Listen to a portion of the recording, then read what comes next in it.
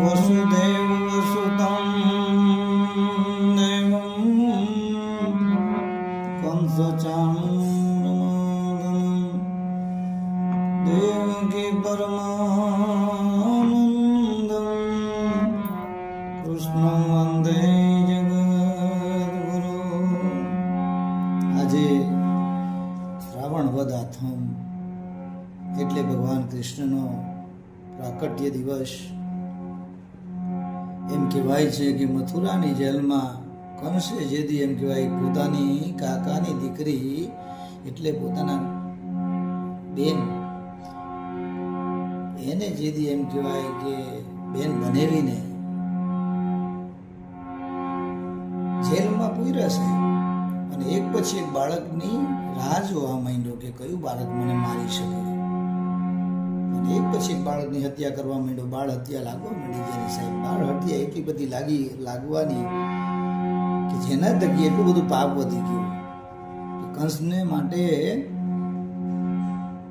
એ અખિલ બ્રહ્માંડનો નાથ પરમાત્મા દ્વારકાધીશ એ વિષ્ણુ ભગવાનને અવતાર ધારણ કરવો પડ્યો.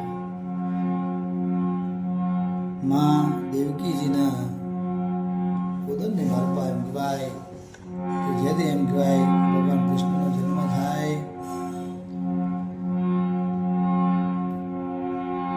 વાસુદેવજી વિચાર કરે છે ભગવાન કૃષ્ણના પિતાશ્રી કે કાલ સવાર થશે અને કંસ આને મારી નાખશે મારા બાળકને, તો લાવને કોઈક જગ્યાએ મૂક્યા હોય ને વ્યવસ્થિત જગ્યાએ કે જ્યાં મારું બાળક જીવતું રહે. બાપ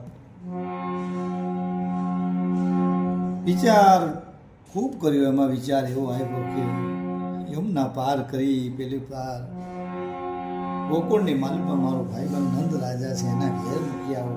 અને સાહેબ એક હુડલો લીધો, હુડલાની માલપા કૃષ્ણને મૂક્યા છે. એ નાના બાળકને મૂકી અને વાસુદેવ જેથી ટોપલો લઈને હાલતા થયા સાહેબ. તે દિવસે એ કેવી મોટી વિટામણ, કેટલું મોટું દુઃખ સાહેબ. ઉપરથી વરસાદ વરસે, યમુના એમ કહેવાય કે આજે ભરપૂર વહે છે, છતાં એમ કહેવાય કે યમુનાની અંદર પગ મૂકી અને રસ્તા કરી દીધા અખિલ બ્રહ્માંડના નાથે. પણ એ જવા વખતે એમ કહેવાય કે મથુરાની માલપા એમ કહેવાય કે કોઈને એમ ન થયું હોય કે લાવ કૃષ્ણને રોકી લે બાપ, પણ નહીં. કંસનો ત્રાસ એટલો બધો હતો સાહેબ. એ કંસના ત્રાસને કારણે એમ કહેવાય કે કોઈ હિંમત નથી કરી શકતું